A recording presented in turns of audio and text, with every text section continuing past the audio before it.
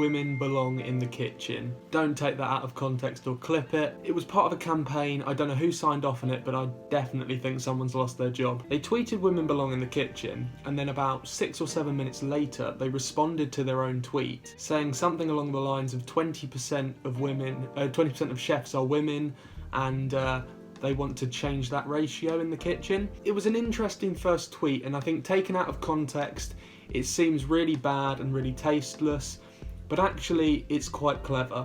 Here's why. This has got people talking about Burger King all around the world, not even just in the UK, all around the world. People are mentioning it on podcasts, and this has just got Burger King into the news. This is a very clever brand awareness stunt. People are starting conversations about Burger King. Who talks about Burger King normally? Now, this tweet got a lot of backlash, probably because of the lack of context, and if you read that first tweet on its own, it doesn't look great on Burger King's behalf. There could be a variety of reasons why this happened, and why their own response to their own tweet was 6 or 7 minutes behind the original tweet, because that left a gap without any context.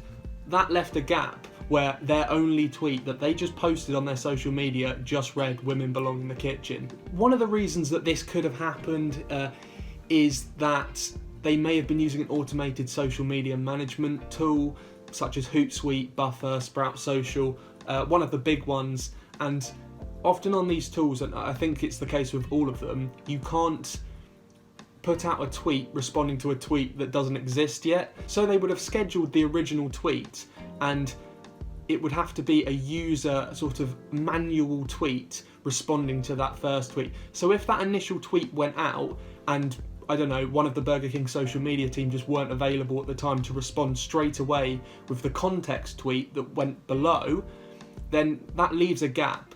And that's probably what happened.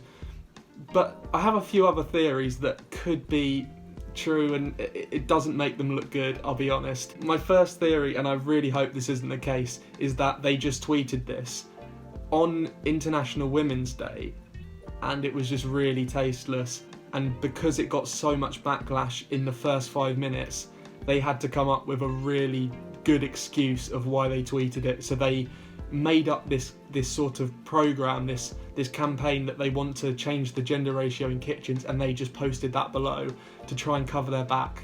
I hope that's not the case, but it could easily be the case. Another reason could be user error, and it could be just one of the social media team were working on it at Burger King. They put the first tweet, and then they hadn't sort of pre-written the next tweet that was going to be part of the thread, so they had to type it out, and they were just a bit slow at doing that. It could be another reason. Overall, this is a really interesting marketing campaign. Burger King have a big marketing team and probably a few people working on just their social media. There's probably someone who works on their Twitter, at least one person who works on their Twitter every single day, and that is all they do. So doing something like this is weird, and it's new to the industry to do something this out there. It's quite a controversial thing to do, and it has got people talking about Burger King, but is their reputation going to take a hit from this? Most people will look at Burger King and just think, oh, that's a burger brand, I like their products or I don't. No one really thinks about Burger King's branding, do they? It's not like a brand like Innocent or Brewdog where you buy into the brand and you really like them. Burger King are just there, aren't they? They're kind of just... They're just there. Remember, a lot of brands can actually come back from a bad reputation. Hugo Boss, for example, a very famous clothing brand, actually... This is really bad. They designed the SS uniforms in the war for the Nazi party, and Bayer, they played a huge part in the logistics of the Holocaust, and both these brands have managed to bounce back. I don't know how, but they have. Anyway, my final thoughts are that Burger King will probably bounce back from this, but it's going to be a few bad weeks and possibly a few bad months in the press. At the end of the day, it got people talking about Burger King, which is probably the reason why they did it. Fair play, Burger King. We'll see what happens next.